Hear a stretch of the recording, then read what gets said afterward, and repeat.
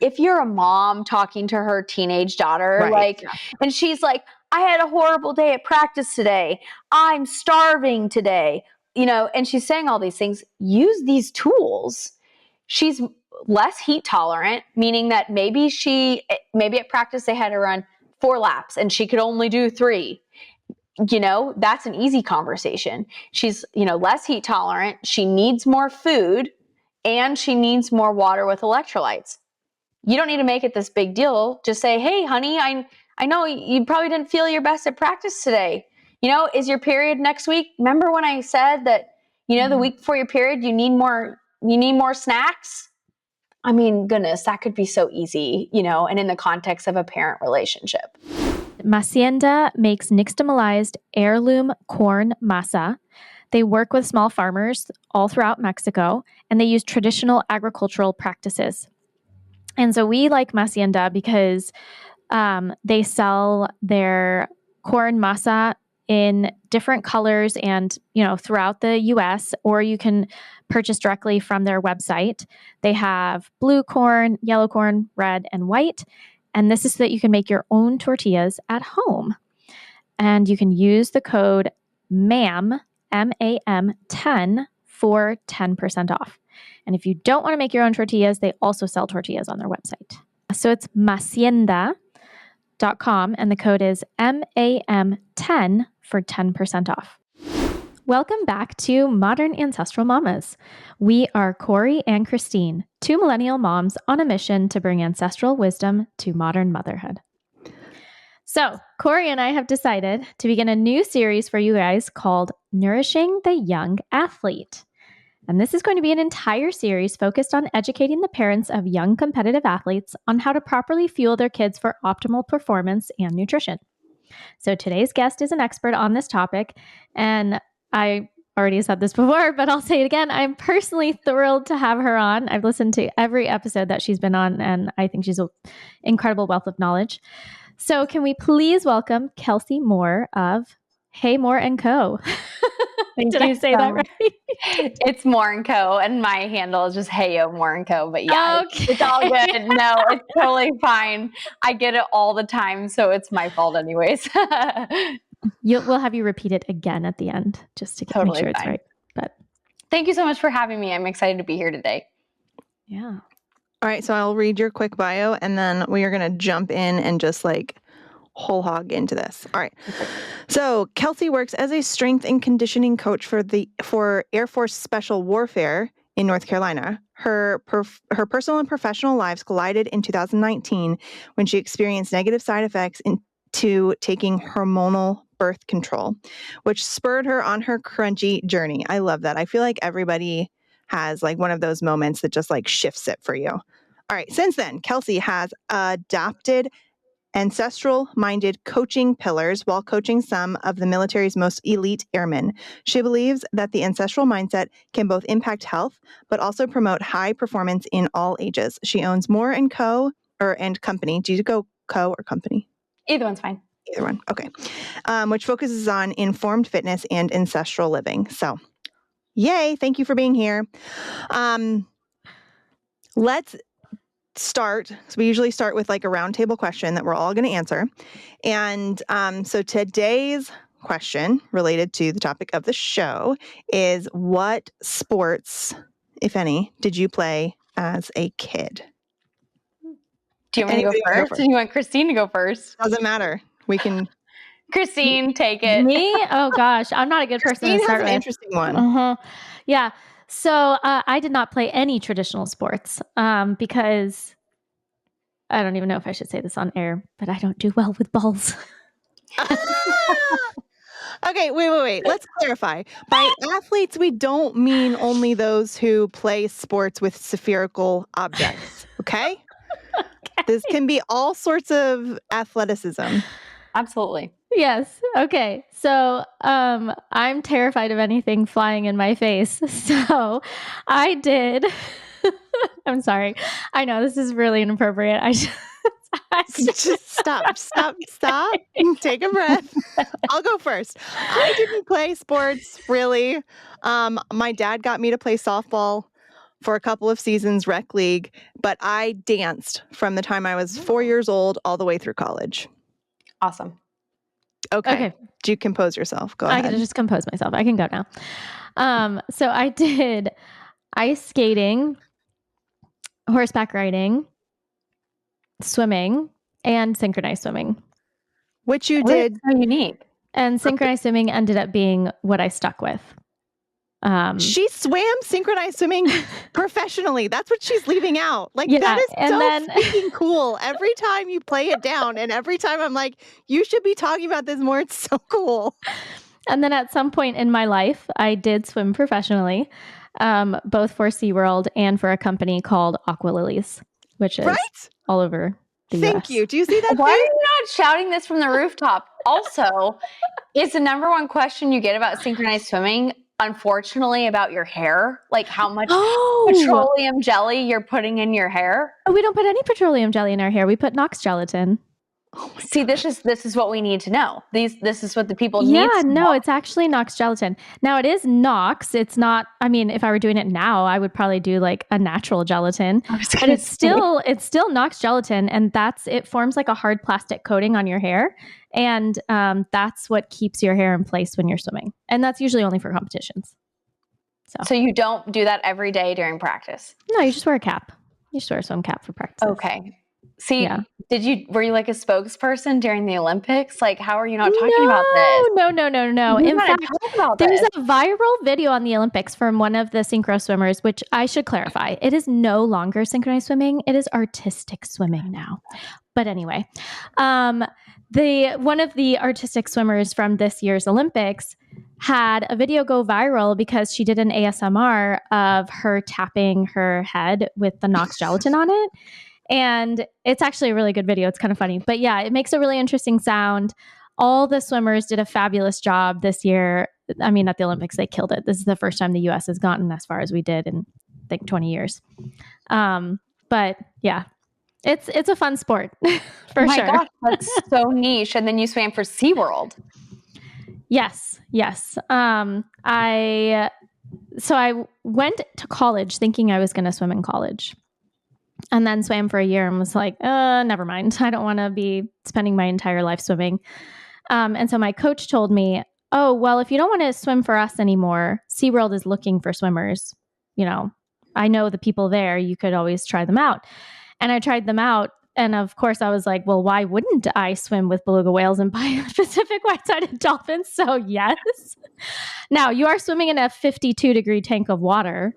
So we had to wear like a wetsuit, and it's a very different type of show than like a traditional synchro routine.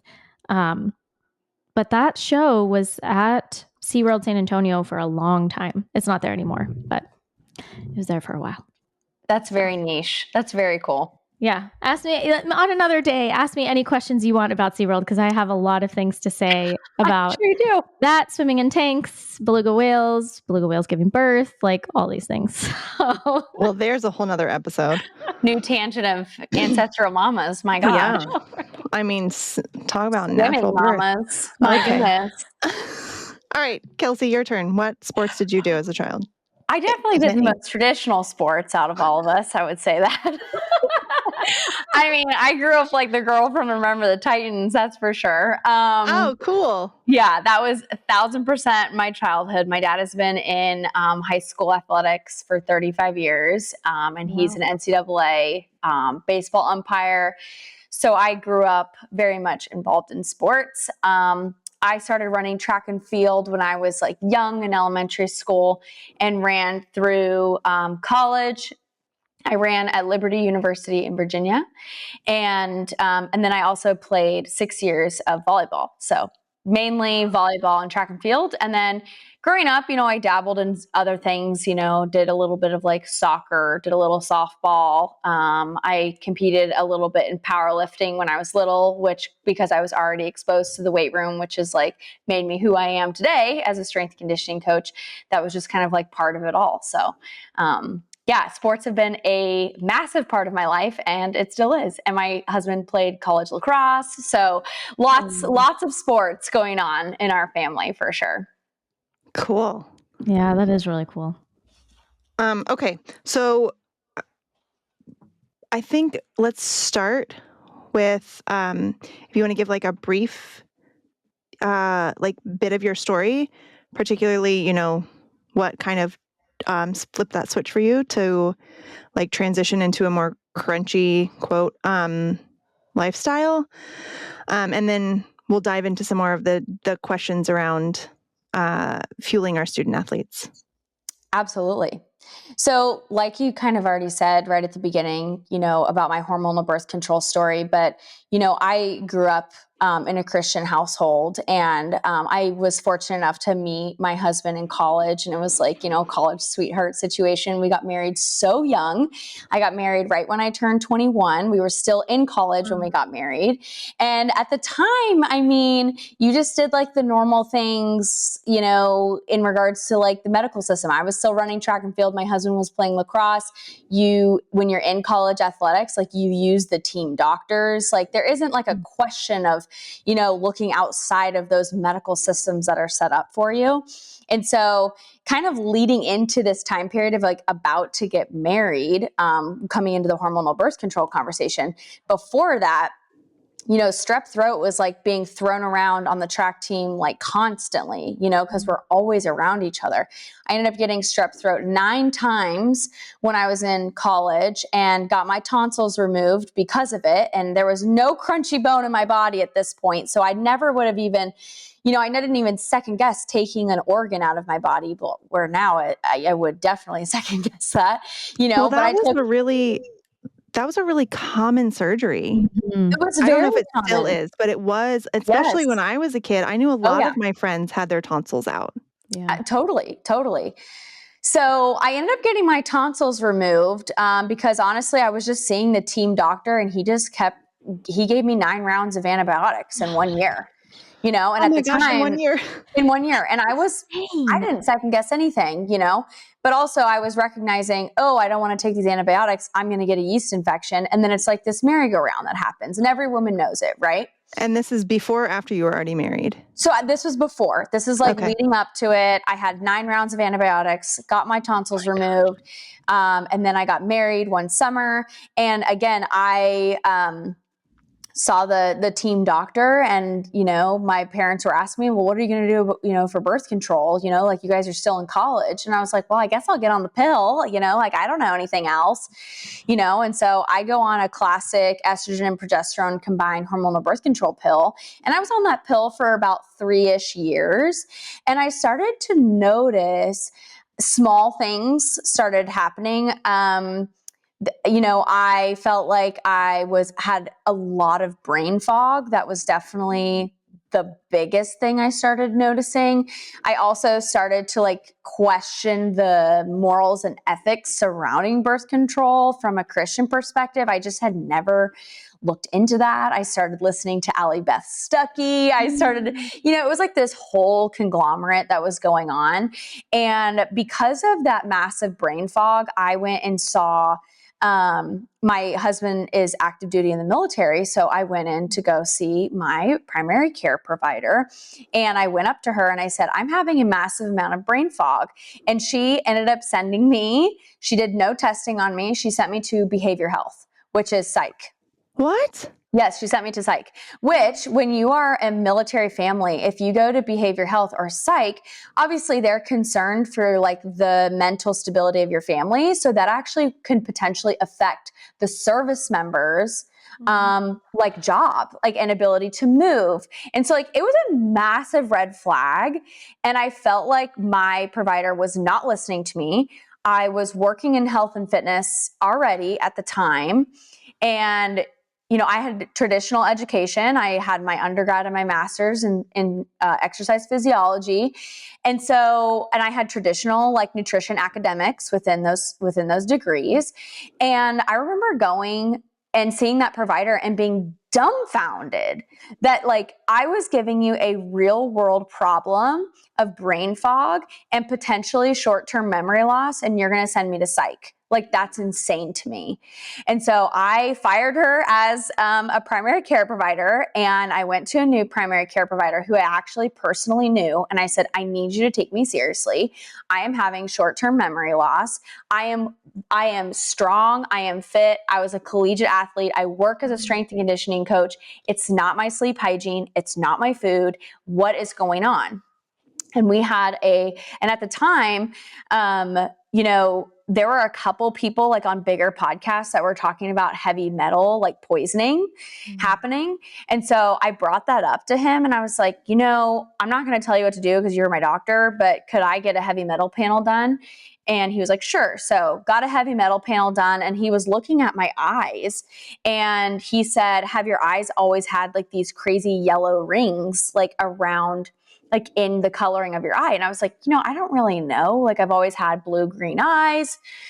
And he said, that's interesting. That actually kind of checks with some potentially heavy metal poisoning because heavy metals will accumulate in your brain and in your eyeballs. Because of the fat content in your brain and the fat content in your eyes. Well, I ended up getting my heavy metal paneling done, and it came back that I had 4 times the amount of copper in my body or in my brain and in my eyes. And it was because my hormonal birth control was the only thing that they could point to that was not excreting the heavy metals appropriately. Holy cow. Flipping crazy. And at this point I was like, okay. And my husband was about to deploy. So I was like, oh, there's no reason for me to be on birth control anyways. Like, he's about to leave for almost a year. Get me off this, So I got off hormonal birth control, and then I started learning about fluoride in our water. So I got a Berkey. Then I started learning about hygiene products, and I got into essential oils. Then I started reading labels. Then I started looking at plastics, cooking in plastics, Teflon. I started looking into all of these millions of things, talking about a toxic bucket load that I had that, just spurred on this curiosity of what is my environment, and how is that environment interacting with my living body and every living cell, for better or for worse. And so that, that crunchy experience was like a 5-year span, like every month I was changing products and every month I was just learning. And honestly, at some point I had to reckon with this idea that I was traditionally educated through my undergrad and through my master's on, exercise prescriptions, food, understanding that my very first certification I ever got was through the American College of Sports Medicine. And I learned that Coca-Cola had given the ACSM millions and millions and millions of dollars to say that exercise is the problem with obesity and not food. Coca-Cola had paid them off. And when I learned that, I was like, one, the health industry is starting to understand this. We're opening our eyes, but the performance industry is still, we're still having our head in the sand, like we are understanding the benefits of like an ancestral or like a traditional eating mindset. But when you go into these college athletic settings or the settings that I'm working in, we are feeding our best performing athletes Gatorade full of red 40 and 10,000 ingredients. They're eating at the cafeteria, which is practically a fast food restaurant, So I just started to be like, I need to solidify my ancestral living pillars and tenets and blend that with performance, because sometimes they can feel like totally separate camps and sometimes they bleed into each other, but I wanted to continue to articulate that. So, going back to just like me being excited to be here today, that's just like all of it put together in a not so small nutshell. No, I love that. I think it's so important to have that backstory, especially, the kind of waking up moment of going like, holy cow, this is all so intertwined and, and corrupt, and I need to figure out how to do my job, that you're passionate about and that you really feel called to do in a way that aligns with what you have discovered and learned. And I'm really excited to be able to talk with you and learn, about that. So, let's yeah, go ahead, Chrissy. No, I was just going to say, side note. I mean, it's crazy. My family, or my husband, loves college football. Mhm. And so, we will watch college football games on the weekend. Mhm. And I'm always noticing the massive gallon containers of Gatorade that they're Which are just like, probably water, actually, right? I mean, some of them are probably water, but I know that Gatorade is in a lot of those. And it's just crazy. It's crazy to me that there has not been an evolution of a better way to fuel and hydrate an athlete. Like, how have we not figured that out? Well, I think that's the point. Like, if you look at how those, and you wouldn't know this unless like the inner workings of college athletics, but the food that's put on sidelines and given to athletes or put in like the nutrition bar is all dictated by the dietitians on the team. And the dietitians on the team are traditionally educated through the American College of Dietetics and through their dietetics programs. So they're not looking into Red 40. No, they're not looking into that at all because they are traditionally academically trained. Does that make sense? Whereas, outside of these formalized sports industries, if you're looking at like the ultra endurance world, which is not like under the umbrella of the NCAA athletics, then like those individuals, like they're looking at like clean ingredient, like running gels, like, there are those things, but it's such a beast to expect, which we should expect. I hope dietitians listen to this and it challenges them, but the dietitians on those teams are working under NCAA Division I college athletics.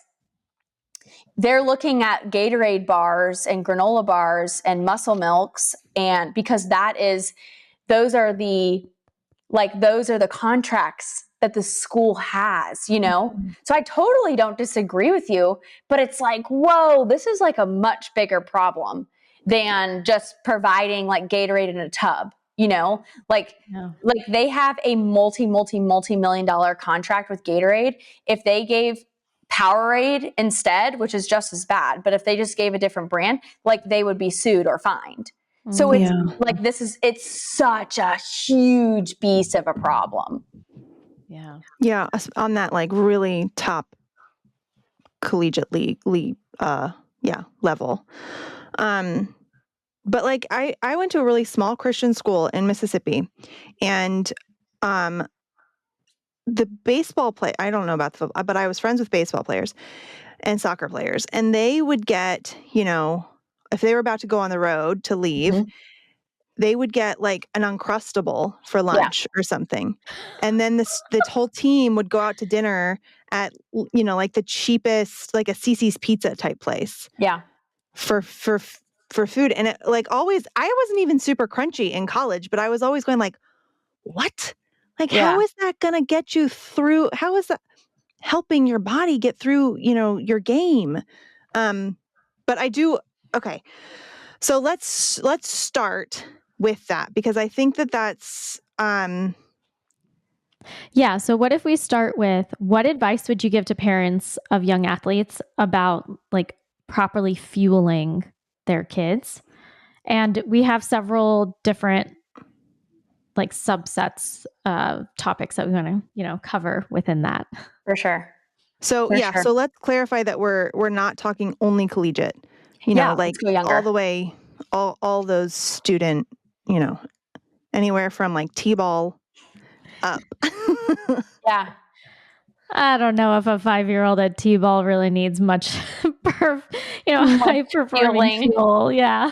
Yeah. But like, I do want to talk about, I think we'll get to it later, but I do want to talk about like those after practice snacks that are handed out. Jeez. Yeah. I know. All right. So we'll get there, but let's start with, actually, can we start with the question of like, is it important? Because kids are, student athletes are burning tons of calories. So like their bodies look great, but like, is what they're eating important? Deep down, I mean, if you want a yes or no answer, like absolutely, like, you know, at the very base level, like the food that you're eating is fuel. Now I will say, if we're going to talk about performance, right? Performance doesn't really happen until a child is probably 10 to 12 years old. You know, any kid under the age of 10, like, you're worried about health, you know, you're worried about basic balanced meals. At that point, they're hopefully not picky, but maybe you're still dealing with some immaturity in that child. So in regards to just like fueling them for like their t-ball game or fueling them for like a dance recital, they just need to eat regular food, in my opinion. That is health. That is a child. We don't need to regulate that at all. But once a child is getting to be 10, 11, 12 years old, and they're starting to compete in a little bit more of those competitive athletic scenarios, then I think it is important to talk about fueling and refueling. And so, yes, it's important, but I think having like a general common sense awareness of how old your child is also very important. Yeah. Okay, so then let's clarify. We're talking 10, 11, 12. Yeah. So about when kids start playing like club league. Yes. Club, is that what's called? Club level? Yeah. Travel. Yeah. Travel sports, that kind of thing. And rather than just, and up. Yeah. And So like, not so just like the high schoolers as well, that kind of thing. Yeah. College. So not just like a rec league, you know, they practice once a week and they have one game on Saturday. We're talking like they're practicing every day of the week and they have at least one, maybe two games on the weekends. Yes, totally. I think the biggest thing to take away is like, if you look at those big name brands like Gatorade, Powerade, like what is it about those brands that have marketed towards athletics? And that is going to be the carbohydrate concentration in all of those products. And that is what is needed. That is true. That is fact. You know, I think a lot of times people that are not living in a performance world will look at Gatorade and be like, oh my gosh, there's 50 grams of sugar in it. And it's like, yes, that is correct. Yes, actually, if you're in high, you know, performance athletics and your activity is lasting longer than 60 minutes, you need to be taking in 40 to 50 grams of carbohydrates. Yes, that is true. You know, but if you want to put an ancestral or crunchy spin on that, then just say carbohydrates are carbohydrates and let's look at a cleaner option. But we're not then, you know, to go and just say we need to do water or just to do, you know, like a cleaner version of like a Gatorade Zero where there's no carbohydrates in it, you're not actually meeting the need for the performance, for the work output, and for the performance aspect of it. Does that make sense? Okay. All right. Then what, I don't know. We're going to get to that. Okay. So you've talked a little bit about the idea of carbs. Can we maybe go into that a little more? Because I'm sure you have heard the term carb loading before a race or, you know, anything like that. So can we talk about that? Absolutely. You know, I think carb loading for a while, I always think of like the Michael Scott eating his fettuccine Alfredo like 5 minutes before the start line, you know, in the office. That is not carb loading and that's not done correctly. But the idea of carb loading is true. It is correct. You know, and what that typically looks like is if you have a young athlete that has a big performance, let's say on a Saturday, the week leading up to that, the idea is that you want to top off the carbohydrate stores that athlete has so that they are fueled and prepped for game day or for race day or whatever. And the first place that your carbohydrates are stored are going to be in your muscles. And the second place that they're stored is going to be in your liver. And then when all of those stores are filled up and the body still has a bunch of glucose in it, which is carbohydrates broken down in the bloodstream, when the body has a bunch of glucose, it will take that glucose, turn it into fat, and then store it on your person as fat. Which when a child is burning a ton of calories, that is not likely that they're going to tap into, you know, needing to change that into fat. But what we can do is that we can increase the carbohydrates or be a little bit more specific with carbohydrates the week leading up to competition. So if you want to talk about a clean way to do this or a crunchy way to do this, which I know is obviously the whole goal is understanding better ingredients, is that can be through, organic juice or fresh squeezed juice, because that is carbohydrates. That can be through honey. That can be through maple syrup. That can be through jam, if you make homemade jam. Like those are all simple carbohydrates that you can increase the week of in order to top off those carbohydrate stores on game day. I think both Corey and I have questions. Yes. Go ahead. So, okay, you're talking to me what sounds like some obviously very higher carb foods and higher, Yes. Obviously higher sugar. What would be the difference between eating, could you accomplish the same thing with just increasing fruits and vegetables or maybe some complex carbohydrates like a sourdough bread or rice or something like that? You absolutely can. You absolutely can. The only thing that gets in the way of an athlete taking in food that has a high amount of fiber is that fiber slows digestion and also can upset digestion sometimes.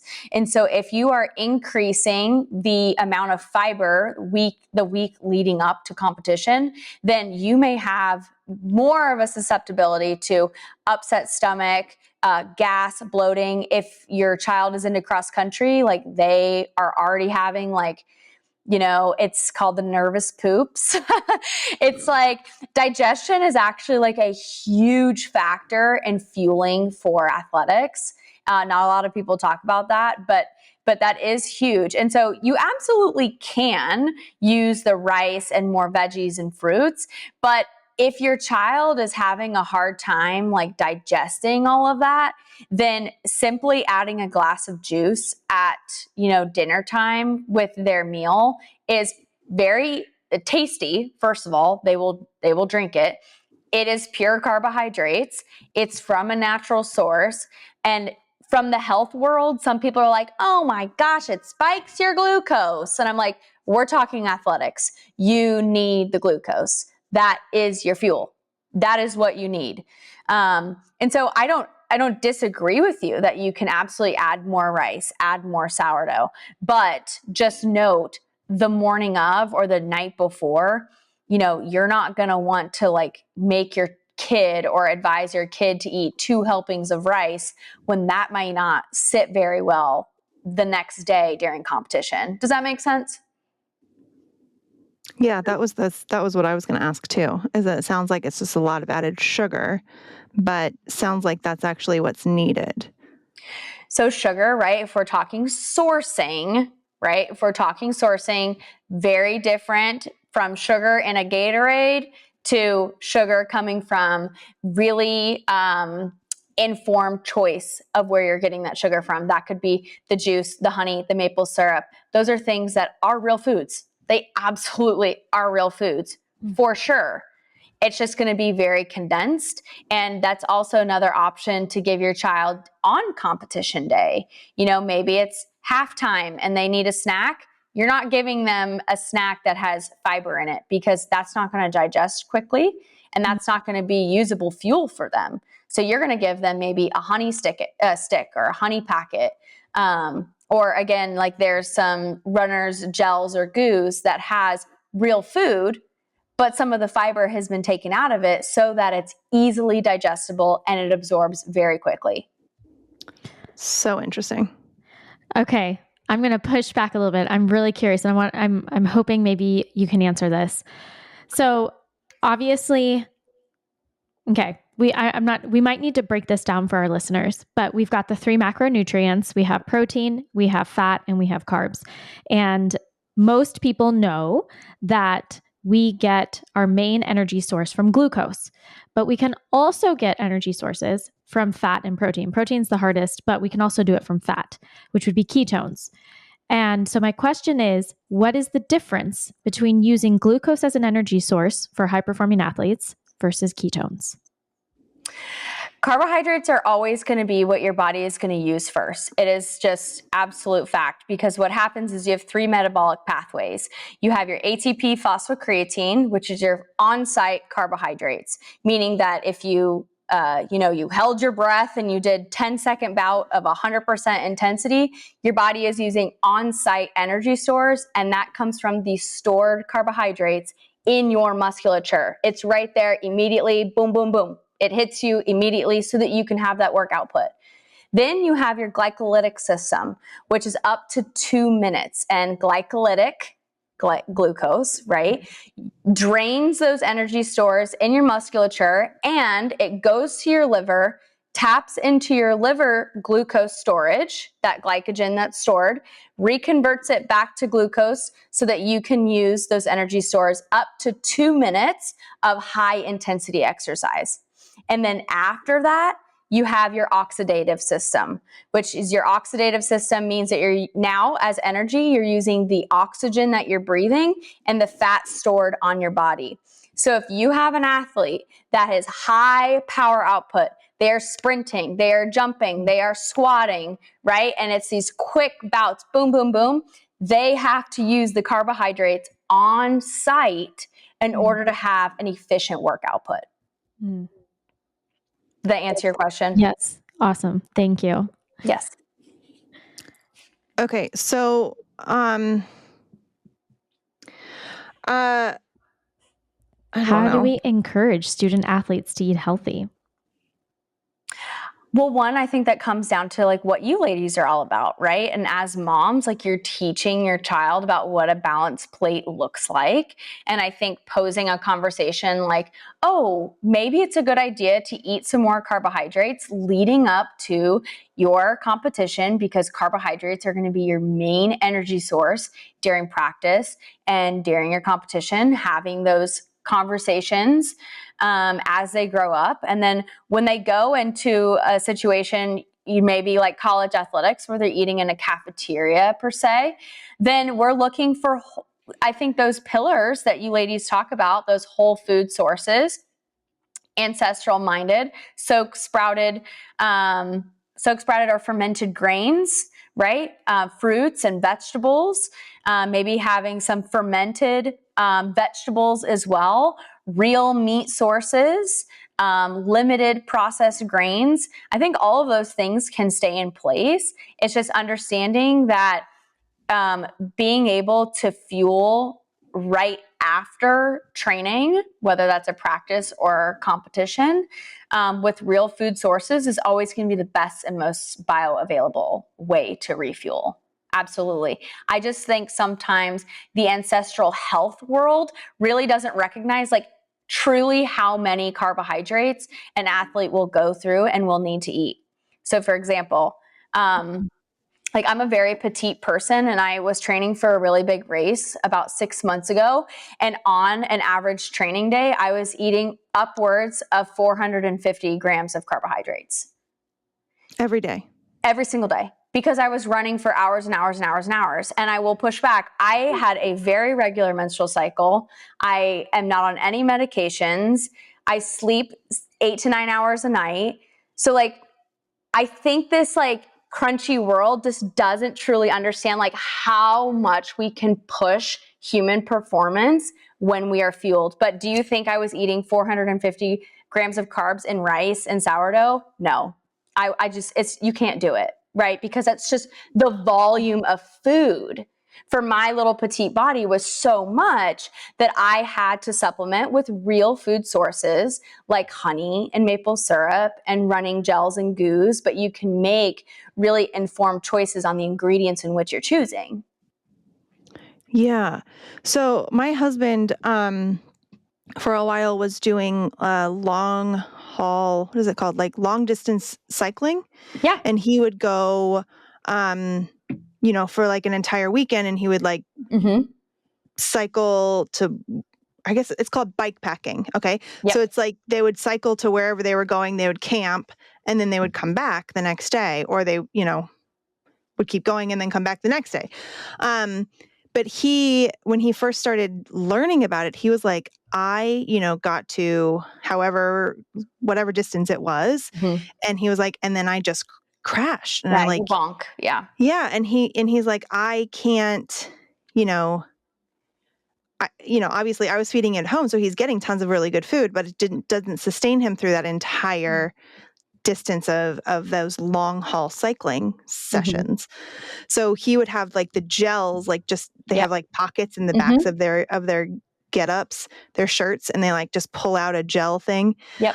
Or one of those like waffle cookie, Yeah, the whatever honey those stingers. are. Yep. Honey stingers. And those are all like, I made sure that we found some really decently sourced ingredients on them. But he was like, this makes all the difference in the world to be able to just keep going. Absolutely. And if we bring it back to those 3 energy systems that I talked about, and those 3 energy systems are based on typically your heart rate. So the higher your heart rate is, the more carbohydrates you're going to burn through.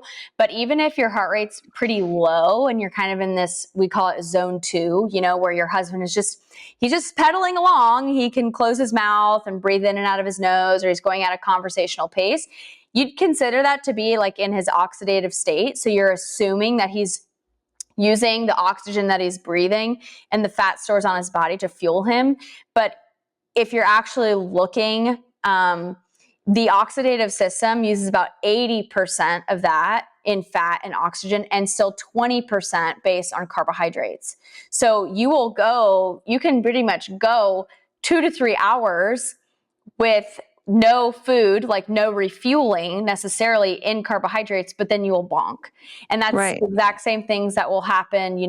Everybody that runs a road marathon says, I bonked at 22 miles. It's like, yeah, it's because you're about 3 hours into your race. And that's about the amount of carbohydrates you had on your body.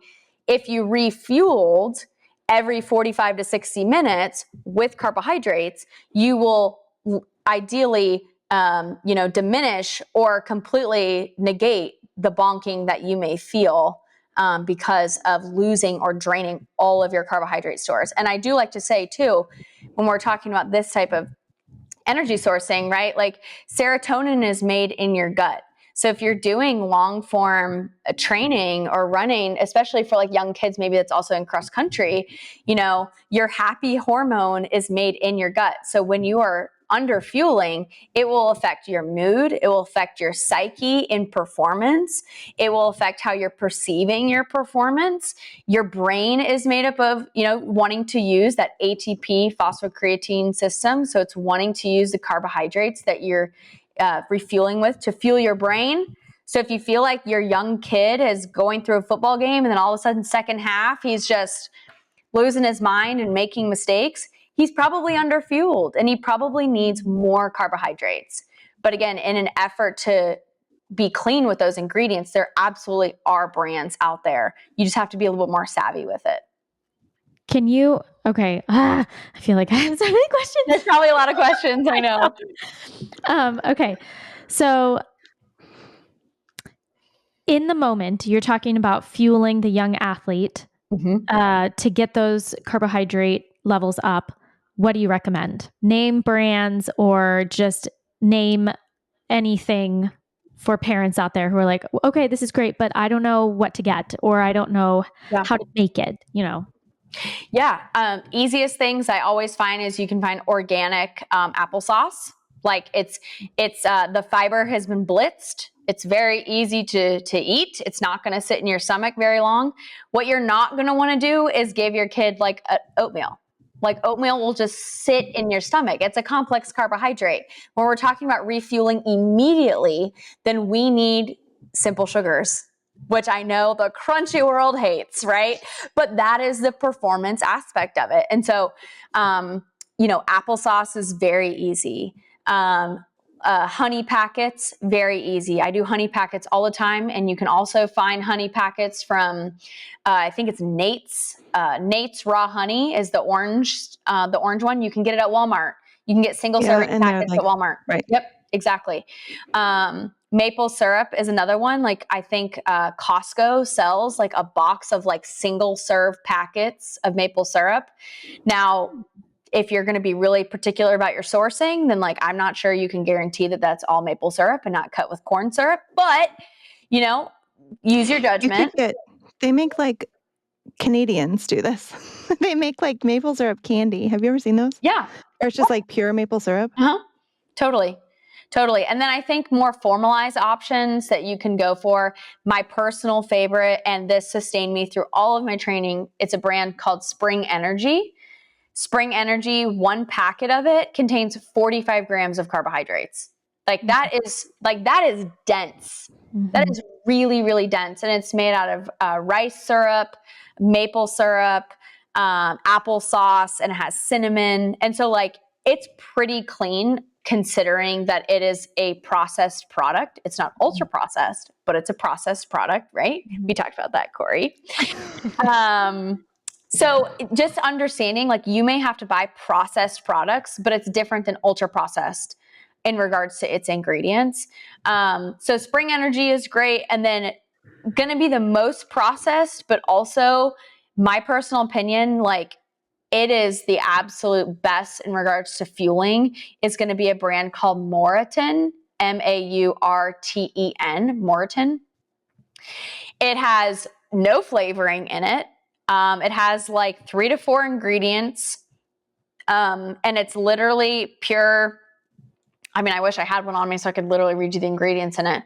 But it's pure mixed types of sugars. So, there's technically a difference between fructose, sucrose, maltodextrin, and all these different ones. It has a proper ratio and mixture of all of those, but it has basically nothing, no additive, no artificial sweeteners, no artificial, it's very clean in that regard, and it's very easy to digest. Whereas the other brands of like Cliff Blocks, Gatorade, like that has like 12,000 ingredients in it. And there's no guarantee that that's going to sit well in your stomach. That's interesting.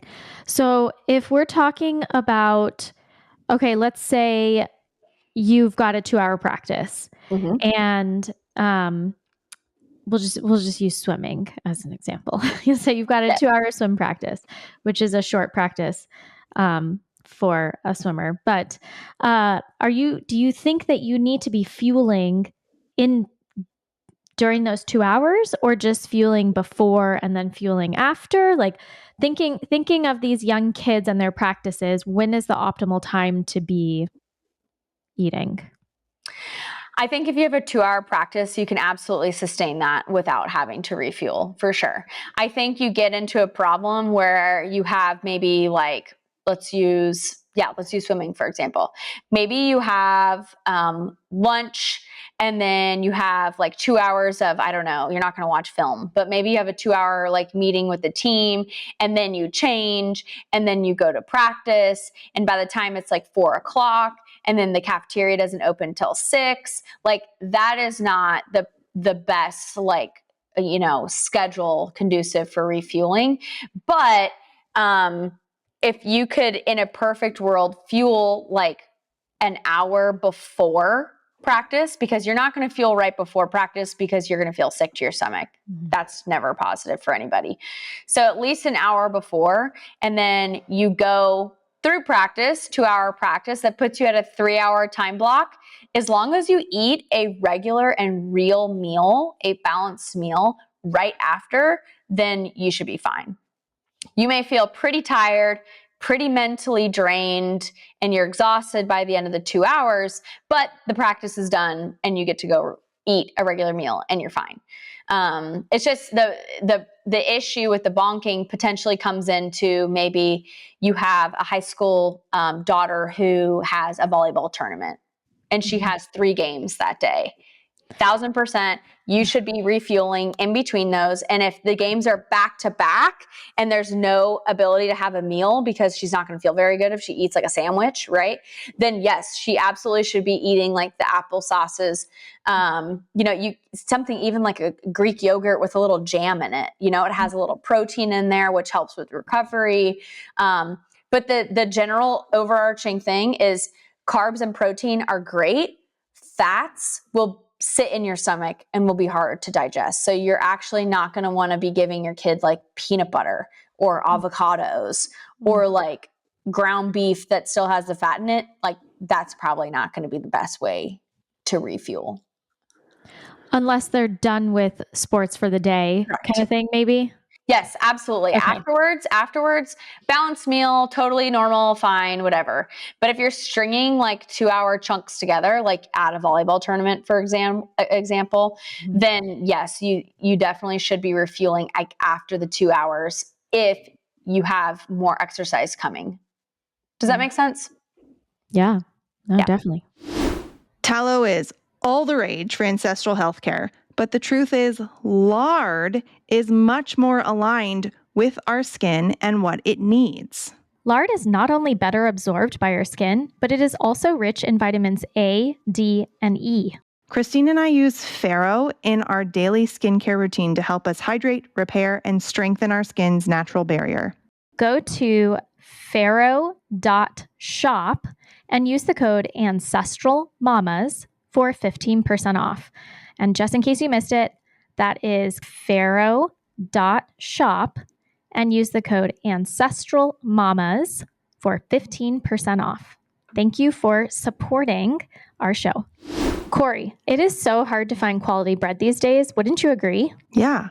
We learned so much when we did that whole recording on grains. We learned what bread should be and what it shouldn't be. And it's definitely hard to find bread made the right way.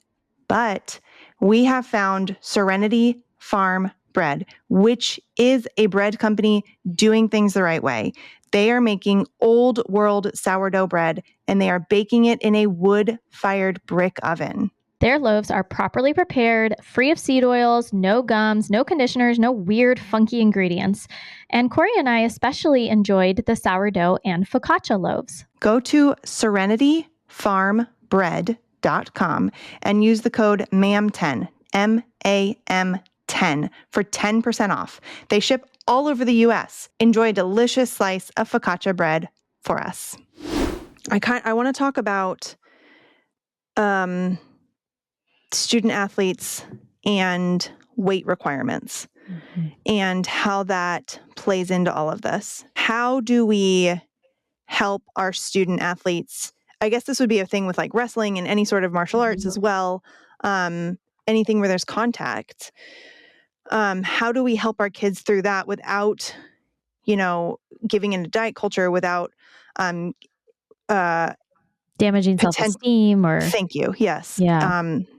Having, that kind of thing affect them down the road.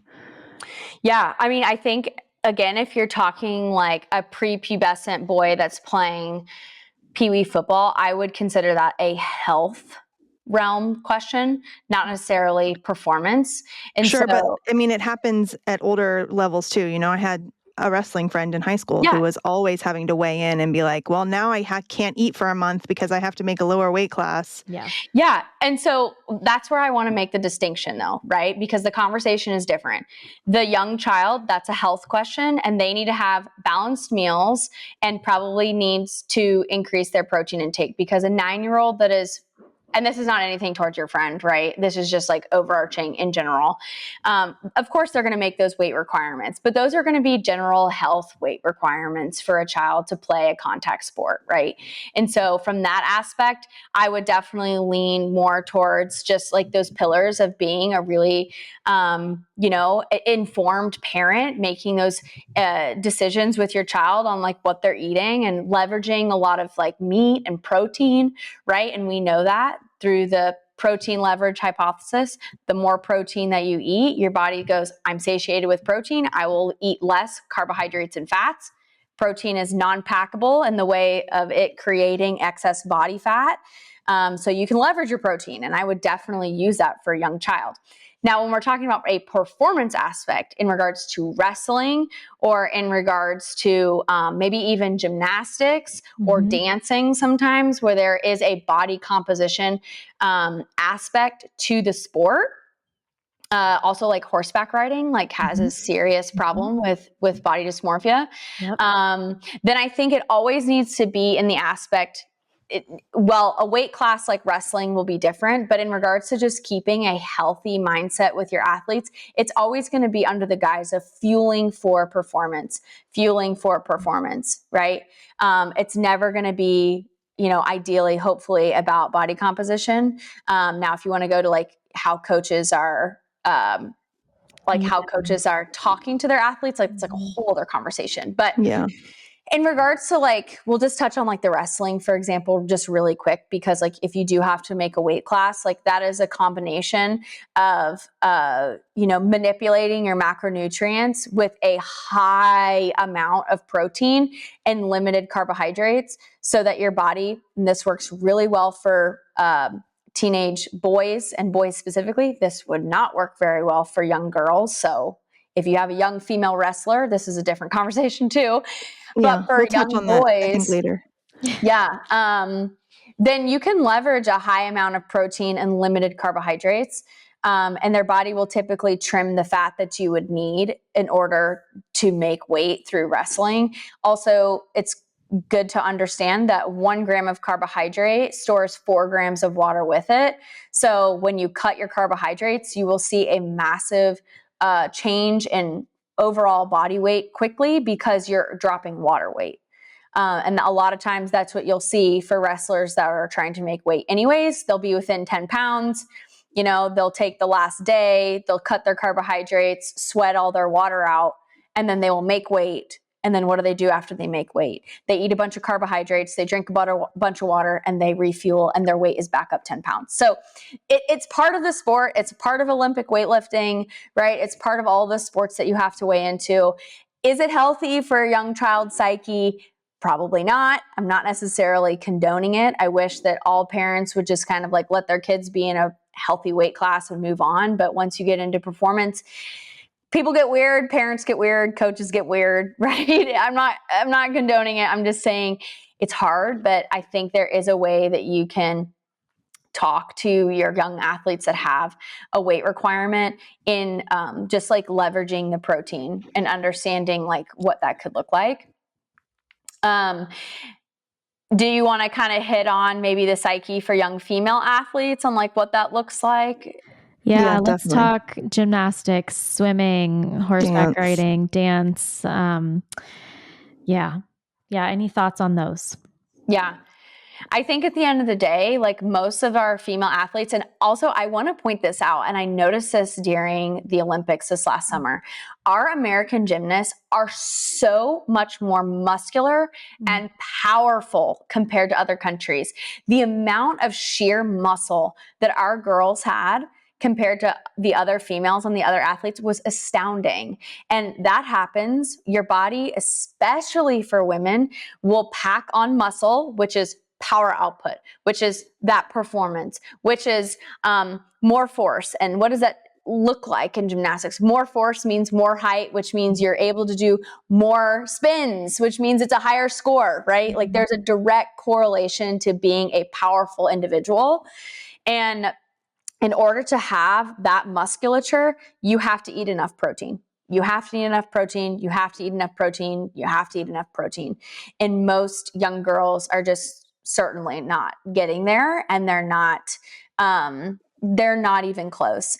And so I know that the RDA says, 50 grams of protein in order to survive, but that's a health metric, not a performance metric, right? That is to survive. If we're talking performance, we need to leverage that macronutrient specifically so that we have more muscle mass.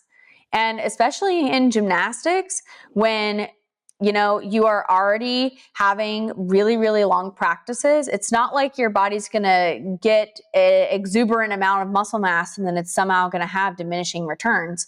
At that point, like it will probably even out and you're going to just be a very muscular gymnast. Does that make sense? Rather than just like gaining muscle, like too much muscle, and then it hurts your skills.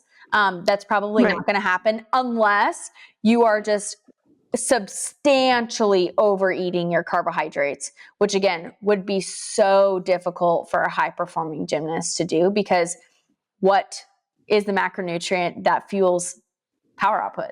Carbohydrates. So they're burning through their carbohydrates so fast anyways.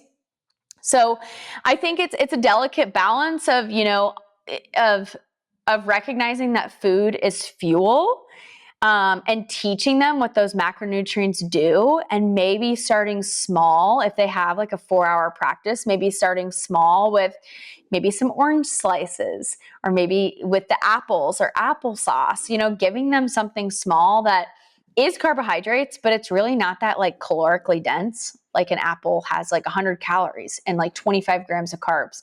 That's really not that much. So I think you can start small and easing that in. Like, you don't have to fuel those athletes with junk. And,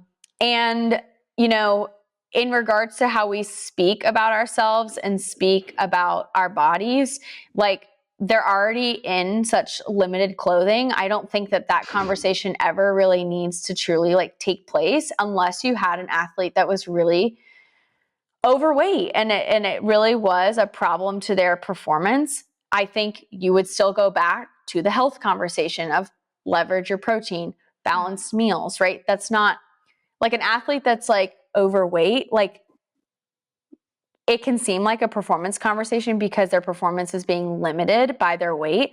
But honestly, an athlete that's overweight already knows that they're overweight, and that's a health conversation. Does that make sense? I don't know if I like talked in circles, but like, we can go down the niche rabbit hole of an athlete needing to like trim, 10 pounds for whatever reason. But like, if the athlete needs to trim like 30 pounds, that's a health conversation. And I guarantee you, if you balance out those macronutrients with 1 gram of protein per pound of ideal body weight, the health thing will happen where they will maintain their muscle mass and typically trim their fat mass. Do you have any thoughts on the coaches at universities in particular who have to have these conversations with their athletes because athletes are on scholarships? And if they are not performing a certain way, and let's say they are not weighing or looking a certain way, and that's affecting their performance, what are your thoughts on coaches having conversations with athletes about this?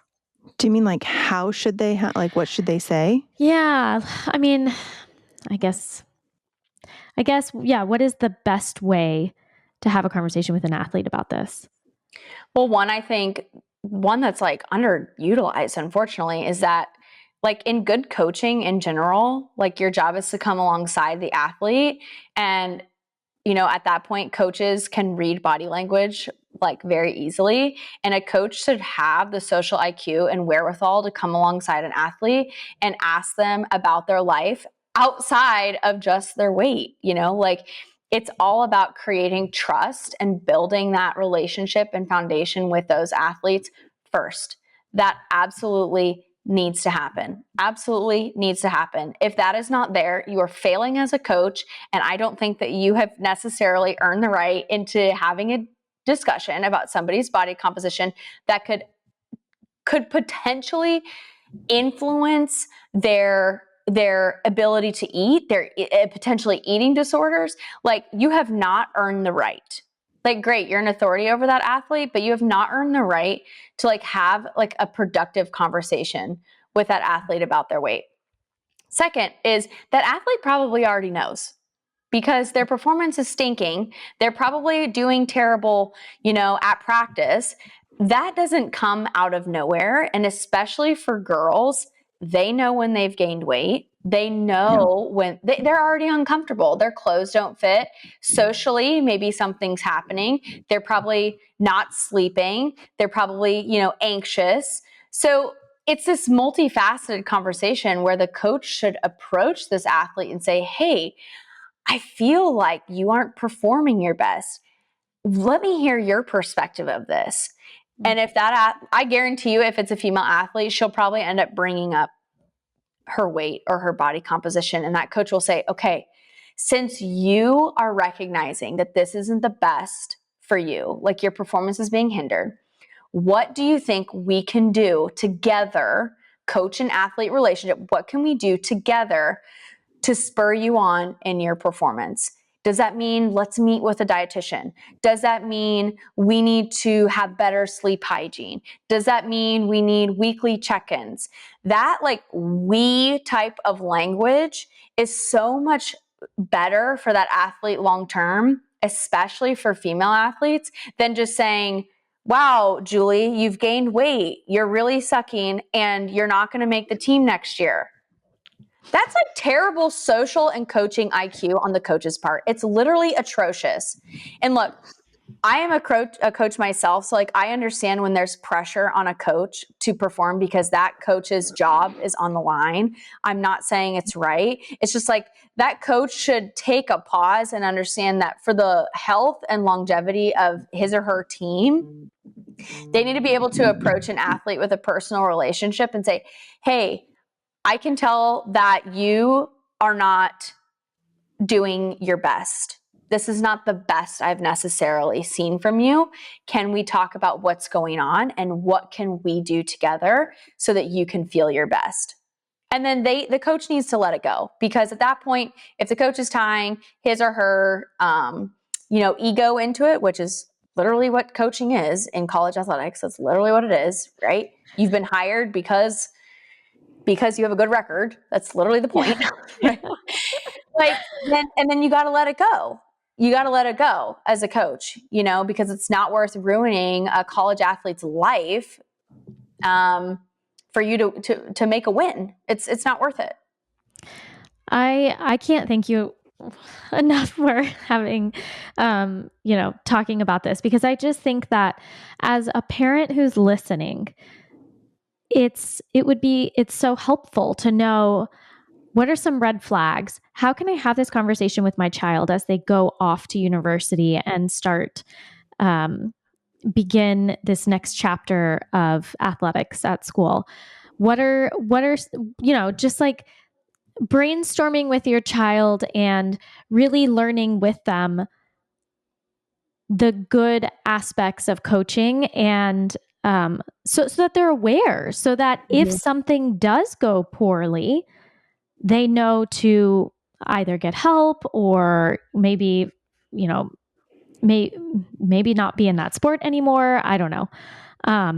But yeah, they could transfer schools. Yeah. And honestly, especially for, we're talking about, typically college female athletes, but really where this conversation comes into play also is young boy Pee-wee football. 1,000%, just like you said, with your friend's son. A lot of time these coaches are volunteer coaches, male coaches that are, coaching Pee-wee football. And like I said at the beginning, like that's the world I come from. So it's not like I'm, being too harsh here. I just think it's reality. But a lot of those male coaches will talk very poorly to their young male athletes, 9, 10, 11 years old, if they're not making weight. And I guarantee you that little boy already knows that his peers are staring at him when he has to weigh in and he doesn't make weight. So what kind of conversation can the dad have with his son about, hey, I know that we want to play football this year. Hey, I know that we're not making weight, but they do that as that's just a rule of the league. And if we want to play in this league, then maybe this needs to be a point of performance for us. And we're going to try and fuel you so that we have a better outcome and we can play in this league. That is so much softer for an athlete to hear than little Johnny not making weight at 9 years old and is embarrassed in front of his friends. So it's the same conversation. It's just different age appropriateness and approachability. Yeah, completely. Every time I hear about any of my friends who have kids playing sports and they're, talked to about their weight, or anybody mentions anything about a child's weight, it's just so cringy. You're like, what? I don't even feel like a coach of that age group should have anything to say about it. It's more of a parental discretion. It's a parental conversation, I think. I don't know. Seems to me, but then again, like I said, I do understand the safety things with those contact sports where they have to be able to protect the other children competing. I get that. But but it just feels like so unnecessary and potentially harmful to those really young kids. Yeah. And I think And that's why then it goes back to the health, like the parents just like understanding that maybe they don't even need to say anything. Maybe the parent just needs to change the way that the kid is eating or packing lunch or, like that. I mean, it's all the millions of things that we've talked about, already, especially on my podcast when I interviewed you, Corey. Like it's all about just a positive relationship with food in the home. Yeah. Yeah. I mean, I think there's hopefully a lot that parents can do at home to kind of set their kids up for success in that realm. And the parents leading by example by having a good relationship with food and with their own physique. But I'm not going to pretend it's easy. I do think that that's a really difficult place to be. And, especially for those kids in the sports where they're, wearing skin tight things like leotards or swimsuits or whatever. Like those are, God, you walk out of that changing room and you're wearing basically nothing. Like, well, here it is. Like, here we go. Yeah. Everybody can see everything. Oh man, that's rough. It's rough. It's hard to be not the perfect body, even if you're fit and you still don't have, like, you just don't have the ideal body, like I was doing all these I was dancing and I was physically fit, but I have always been curvy. And so like I've never had a dancer body, Yeah. And that was always really kind of hard when I got to the point of realizing that was the case. So yeah, I think that's a really important thing for parents to kind of be on top of. Like, I think you have to get ahead of it and not let it surprise you. Yeah, absolutely. And, I talk about this a lot, like on different podcasts that I've been on, but I think the reason why I've kind of boiled it down to this is it transcends both the health and performance sector. It's like we cannot get our value from what our body does for us. And from a health standpoint, that could tap into like infertility, that could tap into like chronic disease. There's a deeper layer there of understanding like we are valued because we are made in the image of God. And from an athletic standpoint or from a performance standpoint, it's the same exact conversation. We do not get value from what our body does for us in athletics. It's just not where we get it from. Maybe, Coach Susie is making it seem that way. And we love Coach Susie, but guess what? Coach Susie is not determining your value. God says that you are made in the image of God.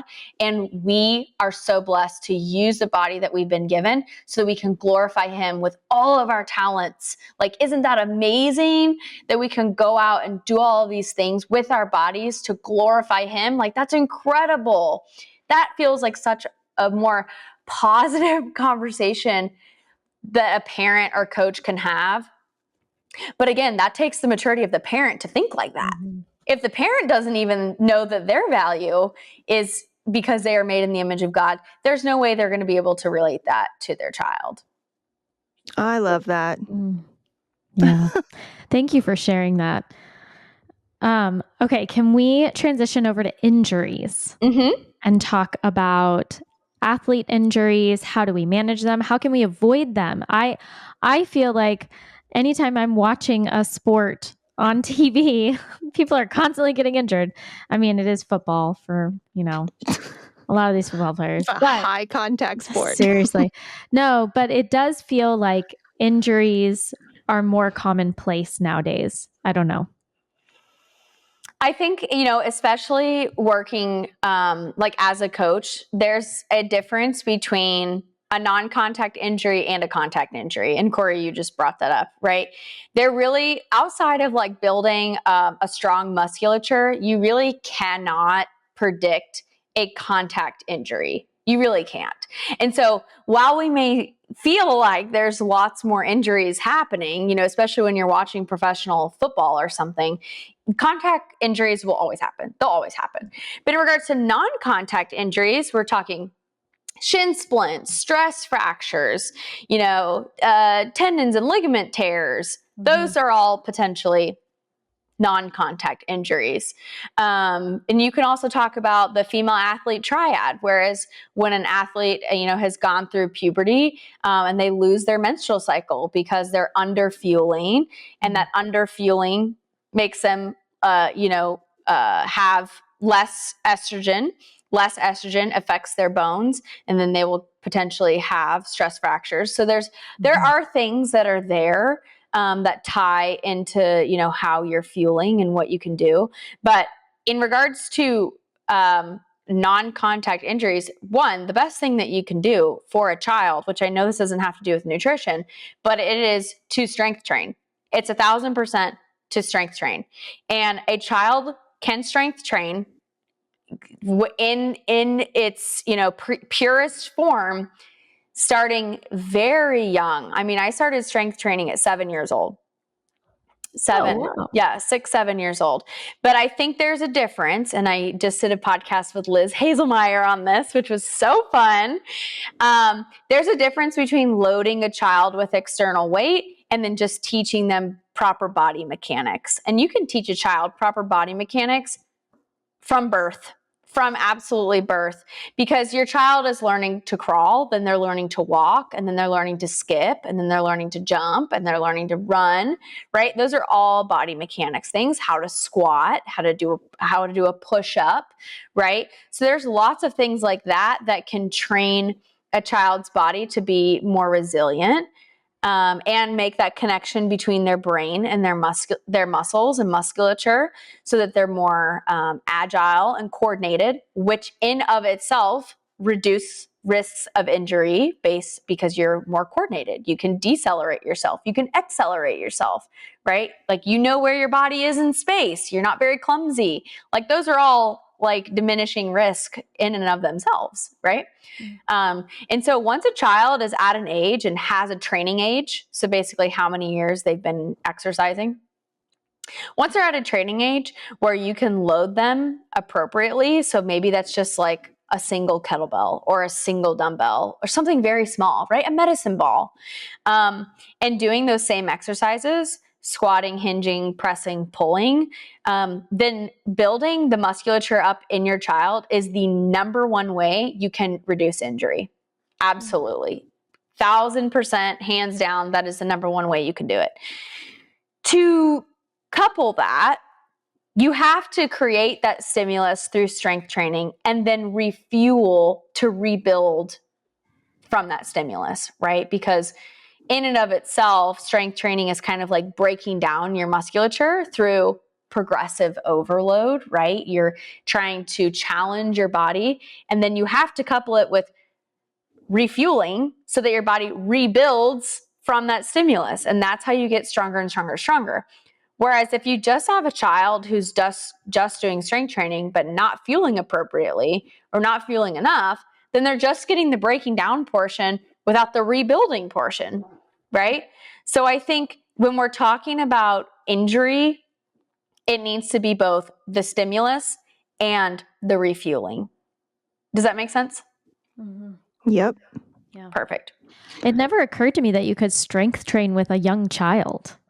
Absolutely. Oh, yes, absolutely. There's zero contraindications unless that child has like some type of, chronic disease or, an actual musculoskeletal injury.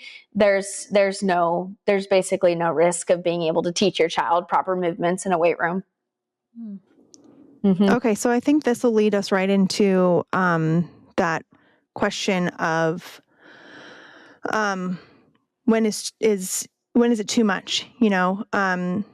Let's talk about overtraining, particularly for teenagers. I think when they have a lot going on with their bodies, and especially with well, I think we'll talk about females too. I don't know if it's probably a two-part answer there.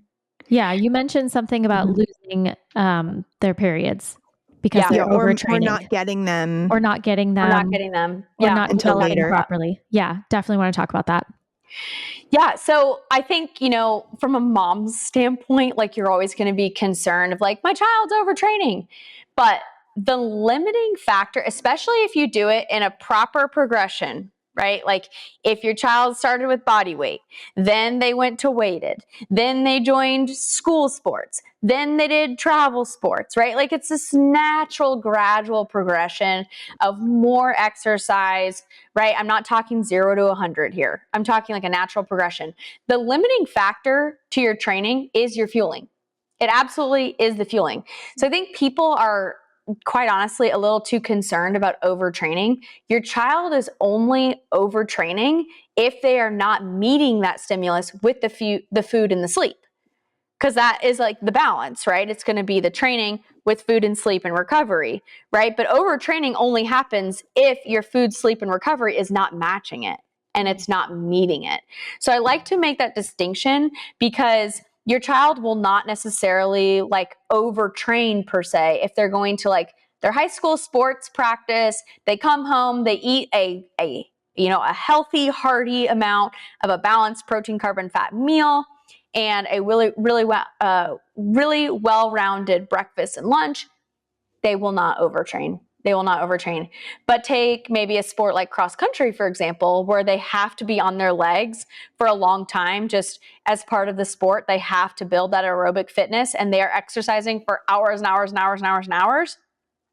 Where the overtraining happens is that athlete is training hours and hours and hours and hours and hours without fueling to meet that level of training. And that's when you start seeing that breaking down happening in the body rather than just like, oh, there was a stimulus. We met that stimulus with food and recovery and sleep. That's fine. The athlete's now here. And that's obviously the goal is that you're just building. It's just when that imbalance comes is when you start seeing things like shin splints or, stress fractures or losing of a menstrual cycle. Does that make sense? Mm-hmm. Yeah, makes complete sense. I think one of the concerns though with a lot of high schoolers, and I think this is probably happening younger and younger, is that students are getting off school at 2:30 or whatever, high schoolers. Mm-hmm. Then they go to practice for 2 or 3 or I don't know how long a normal practice is. Yeah. Let's just say 3 hours, mm-hmm. right? That then they're getting home and they've got homework, mm-hmm. and then they've got and usually like a good amount of homework, mm-hmm. right? And then they are on their phones and staying up later than they probably should be. And so then they're not really meeting it with the sleep, and they're probably, a lot of moms that I've talked to and that comment and say stuff to Christine and I are like, how do I make sure that my kids are eating a balanced meal when we're literally not home? Like when we're going from this practice, mm-hmm. or from pickup to practice to maybe another practice to church on Wednesday nights, like, and I have so much heart for that because I'm like, yeah, I don't, that's super difficult. Yeah. So like, what do you have to say? Yeah. I'm glad to you asked any of this. that. Yeah, I'm really glad you asked me this. So in my brain, to like articulate my priorities, I have created what I call the Kelsee Moore nourishing pyramid. This sounds fun. Yeah. So yeah. This is how I have been able to just wrap my mind around it is it's a 3-tiered pyramid, right? There's 3 levels. The base of the pyramid is going to be eating enough calories. The second is going to be the proper ratio of proteins to carbs to fats. And then the very tip of the pyramid is going to be food sourcing convictions. And so what I talk about is if you are in this ancestral mind and you are in this crunchy mind and you're really worried about those food sourcing convictions, I commend you. However, the very base of the pyramid is just getting your kid calories. And it sounds blasphemous, but does that mean Chick-fil-A? Maybe. It might be, if you want to hit all 3 of those, then maybe it's a glass Pyrex container with some soaked jasmine rice, some grass-fed butter, some ribeye steak on the side, and they're eating that in the car on the way from one practice to another. That would be hitting all three pillars, right? It would be hitting all three tiers of that pyramid. But the reality is like, you can give your kid the best, like, organic, locally raised, glyphosate-free spinach at the very top of your pyramid with your food source and convictions. But if your kid's not eating enough calories and they're not having the appropriate protein, carbs, and fats, I literally do not give a whip about your glyphosate-free spinach, locally sourced, at the top of the pyramid, when your young high school daughter may be losing her menstrual cycle because she does not have enough calories. So you have to have this give and take.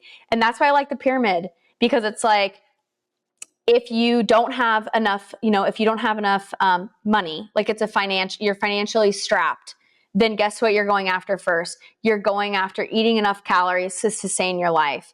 Then the next step is you're eating the appropriate ratio, proteins to carbs to fats, to have a healthy body composition and for performance. And then again, at the very top, then it's like, okay, well, now, let's talk to our local farmer.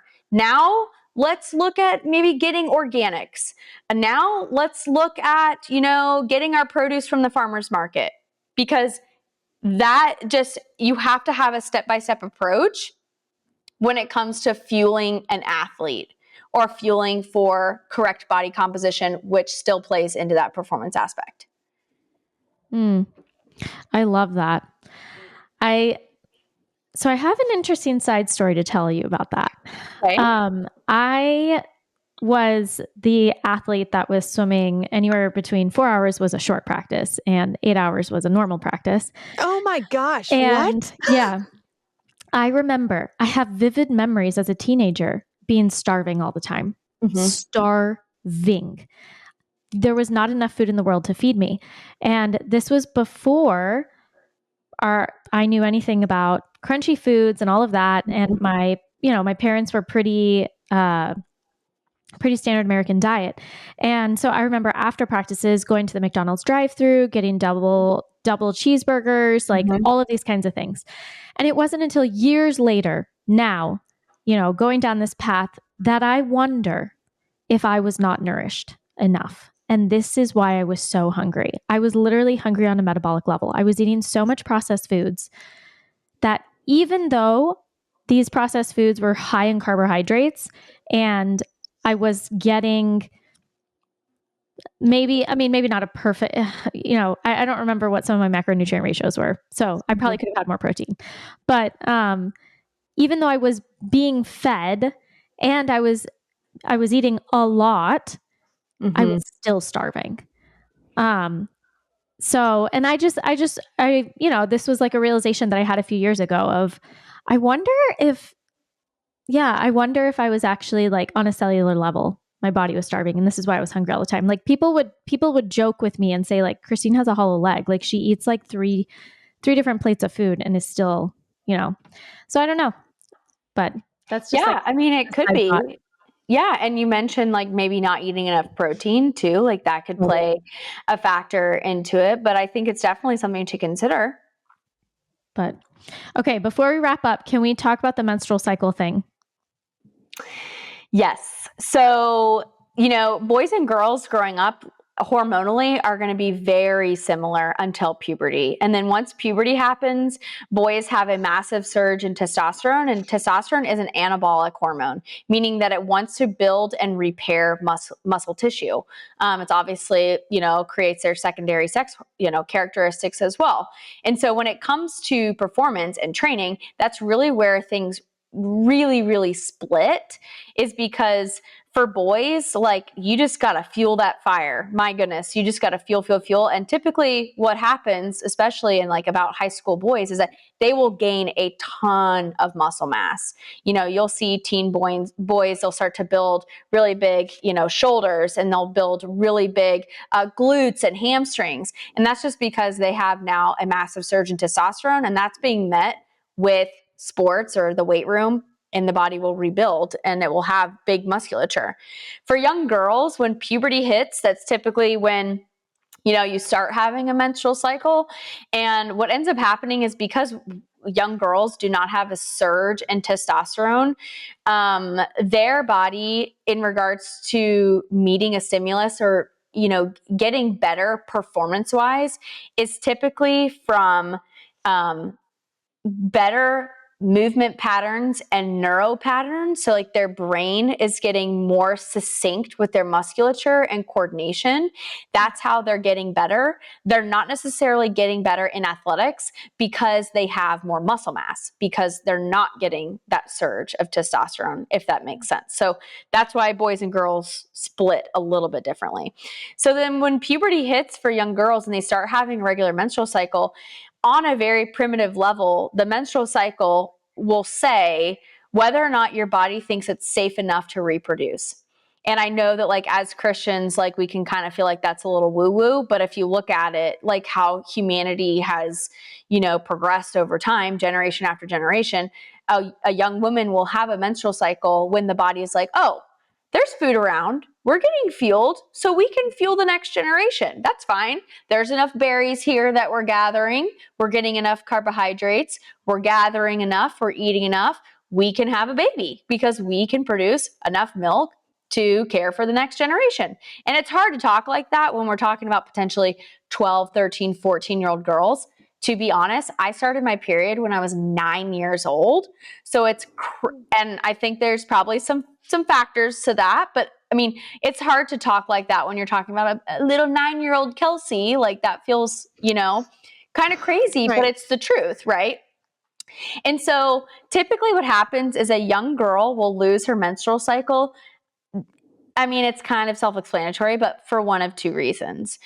One, she's not eating enough carbohydrates because on a primitive level, it's saying there's not enough food around, there's not enough carbohydrates around to fuel myself. Therefore, I cannot fuel the next generation. The menstrual cycle will start to diminish. It's like our sixth sense, right? It's like a vital sign of ours.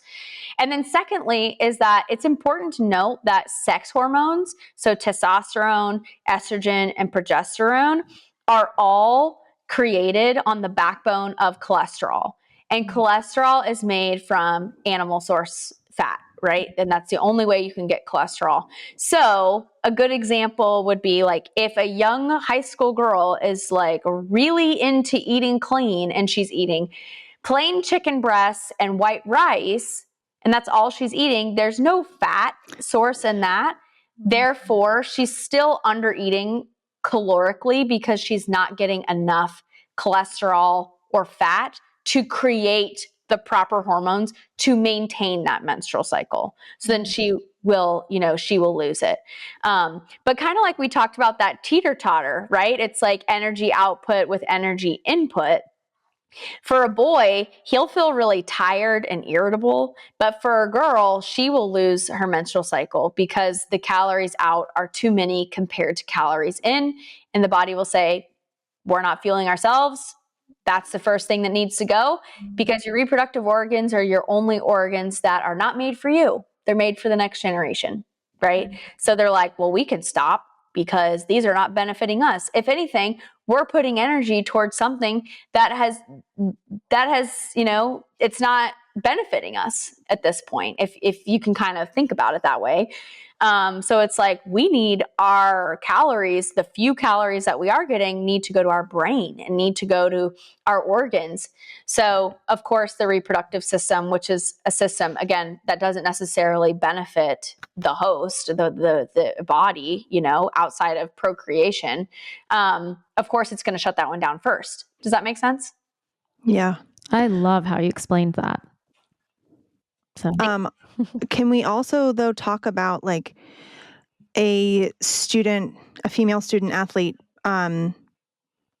working out within her cycle, because I think that there is absolutely no thought given to that. And I know, like if you're on a team and you have a game when you're in your luteal phase, you just kind of have to suck it up, right? But like, what could a student athlete a female student athlete be doing Yeah. to help her body, honor her cycle, and the point of, that she's in her cycle, even though she still has to perform.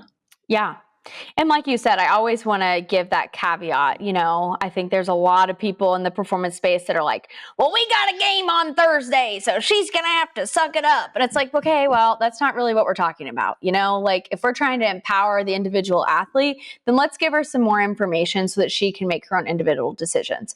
And I think the biggest things from my standpoint is that if you look at your menstrual cycle in 2 phases, the first being generally your menstrual and follicular, I call that your anabolic phase, meaning that's when you're the strongest. That's when you're the most mentally in tune. You have the most motivation, aggression, energy, connectivity, creativity, right? You're just flowing.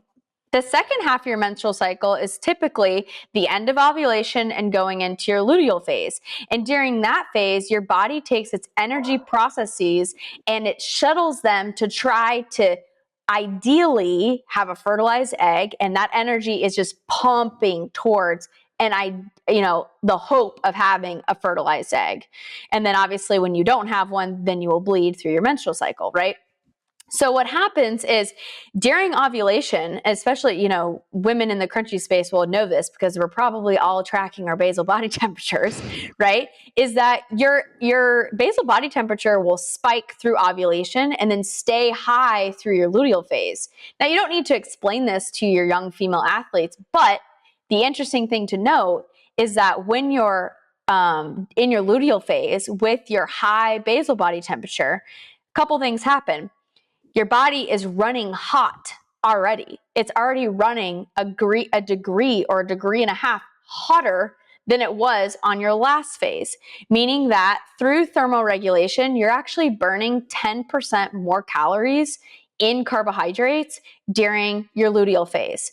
So on a practical application standpoint, your female athlete can intake 10% more carbohydrates and should be for high performance output during her luteal phase. That is something that is so easy to do. That's like another goo packet. That's a glass of juice. That's, maybe a homemade granola bar. That's just something small, right? Just to promote more performance, more work output. The second thing is that by design, progesterone actually depletes minerals. And when you deplete minerals, you will deplete your water in your blood. So your overall blood volume will shrink, meaning that your resting heart rate will be elevated. So from a practical standpoint, your female athlete is running hot, so she's probably less heat tolerant. She needs more carbohydrates. She probably could use more water with more electrolytes. Those are all things from a parent or coaching standpoint that is an easy tool. You don't need to change your practice. You don't need to change your game, right? Like you don't need to change any of that. All you need to do is say, oh, it's the week before your period. Oh, here's an extra snack. Here's some more water with electrolytes. And that can help some of those, woes that you might feel leading up to your menstrual cycle. I just have this mental image of a coach like lining up the athletes to be like, all right, raise your hand if you're in your luteal phase. Okay, here you go. Here you go. You get an extra snack and you get an extra literally. snack. Can you imagine? I know. Are you joking? Like at that point in my life, would I have told my you'd be terrified. my coaches? You'd be terrified. No way. No, totally. No. We would never do that. But for some reason, I just had this visual in my head and was cracking up on screen to myself. Exactly. But if you're a mom talking to her teenage daughter, right. And she's like, I had a horrible day at practice today. I'm starving today. And she's saying all these things. Use these tools. She's less heat tolerant, meaning that maybe at practice they had to run 4 laps and she could only do 3. That's an easy conversation. She's, less heat tolerant. She needs more food and she needs more water with electrolytes. You don't need to make it this big deal. Just say, hey, honey, I know you probably didn't feel your best at practice today. Is your period next week? Remember when I said that, the week before your period, you need more snacks. I mean, goodness, that could be so easy, and in the context of a parent relationship. Yeah. Yeah. Yeah. Did that answer your question Absolutely. though, Corey? I think you're completely Yes. right about that. And that goes, yeah, absolutely. And I think there's, this goes back to, if possible, like if you're coming to this and you've already got a teenage athlete at home, and you've not really done any of these things leading up to it, that's fine. But if you are able to start having these really honest body conversations with your children, the younger you can start having them, the better, so that you can have this open line of communication. That would obviously be gold standard. But yeah, I think that's super good information for parents to be able to help their daughters through this. I'm curious. This is maybe a bigger question, and I know we need to wrap up. But if this is too big of a question, just go ahead and tell me, and we can maybe cut this part out. But do you think there are sports that are not well suited for women? No, I don't. I think Okay. I think Even women. wrestling? Yeah. Oh yeah. I think it's fine. I absolutely think it's fine. Are you talking from a safety standpoint? Or are you talking from, mentality? Are you talking about physiology? What are you talking? All of it? Answer it however you want to. Yeah. Absolutely not. I am never in the boat. There's people who, I was just gonna say there's a lot of people who would say, like, I think oftentimes they would be biohacker type people, or people who are really in tune with their hormones. Mary Ruddick might say this. Mm-hmm. We should ask her, Yeah, Christine. that's a good question to ask her. But there would be people who would say like, oh well, this is not a sport suited for women because of that. It's really aggressive, or it doesn't.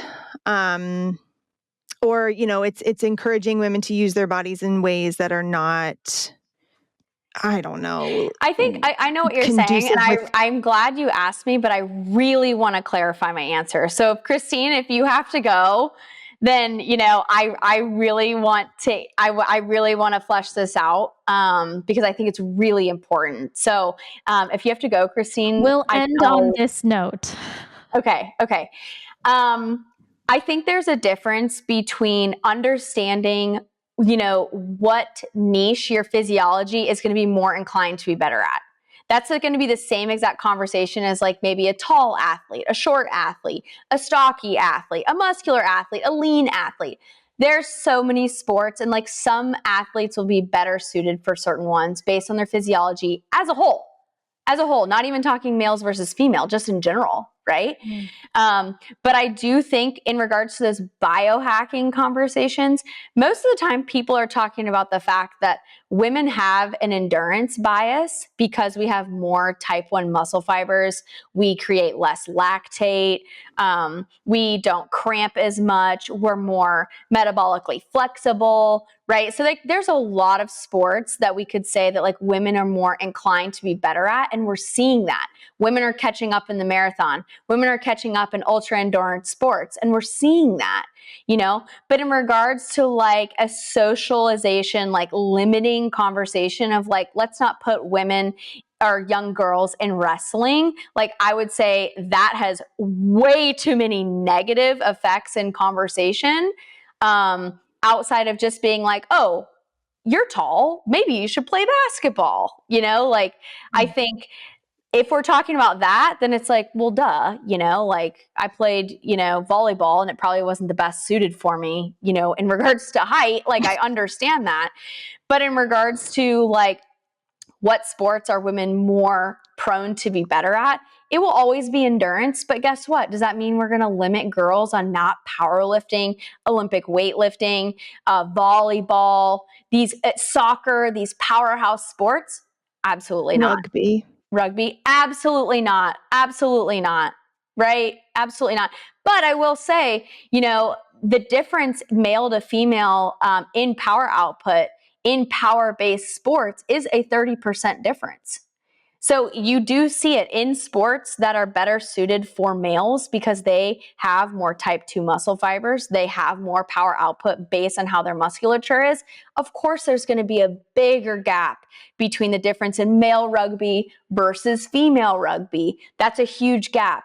Whereas in the marathon or in endurance sports, men or women are only a fraction of a difference, if that makes sense, because women are more endurance inclined versus power output, which is typically the benefit of men. Does that make sense? That's so interesting. I did not know that. Is the difference made up because men are generally taller? In running, endurance sports? Yeah. In regards to the marathon? Yeah. I'm just curious if that would be the reason. No, it's because men have larger hearts because that testosterone in them creates larger hearts, bigger lungs, more Gotcha. oxygen carrying capacity. They have a higher aerobic capacity in general.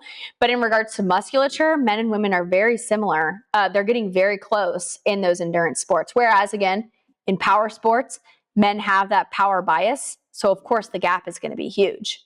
But that doesn't mean that we shouldn't put our girls in rugby and volleyball and these powerhouse sports. We just know totally. the gap is just bigger, and that's okay. You know? Yeah, my daughter does jujitsu and she loves it. Yeah, exactly. And she's the best in the in the gym right now, but she's also 11, so that'll probably change, when things mature for all of those kids. And I think if anything, that's an argument for power sports specifically, that there's a difference between men and women, right? Yeah. There's two categories for a reason. So. Oh, whole nother conversation. Yeah. But I agree with you. Yeah. Okay. Christine really has to go. She has something to do with her kid. Yes, I'm sorry, Christine. Kelsee. Corey, can you close out for me? Yep. Okay. I'm on it. I gotta run. Okay. Bye. Bye. Thanks. Okay. So let me give you a chance to plug whatever you are doing and tell people where they can find you and work with you if you're taking clients. Yeah, absolutely. I'm on Instagram and I have a website. Both of them are exactly the same. It's Heyo More & Co. Like Heyo. So it's HEYYOMOOREANDCO. Heyo More & Co. Website and Instagram are the same. I call myself the crunchy strength coach because, like our conversation today, I feel like there needs to be a blend of both health and performance. And I love having those conversations. I offer some workout memberships for women between the ages typically of like 25 and 55. That's usually what I like to say.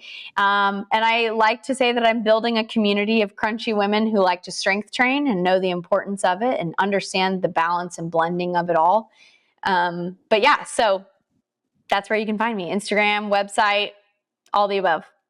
Podcast, Heyo with Kelsee Moore, where I interviewed Corey recently. So that's a phenomenal episode. That was a long episode. I loved it. I know. I got done recording it and I was like, phew, that was really long, but it was such a good conversation. And there was no point in which we could have cut it shorter. No. And I also feel like sometimes with podcasts, you have to get through the first hour of talking to a guest to really understand the nuance of their perspective. And that's why I personally really like Joe Rogan, because I feel like the long form just allows for people to extrapolate on these super complex topics. So I really enjoyed our conversation because I felt like we really got to do that. Yeah, agreed. Totally. Okay. I think that's all we've got. So awesome. Thank you for listening to everybody. Go check out all of Kelsee's Instagram, podcast, website, blah, blah, blah. And make sure you follow our show, Modern Ancestral Mamas. Thank you for listening. Goodbye.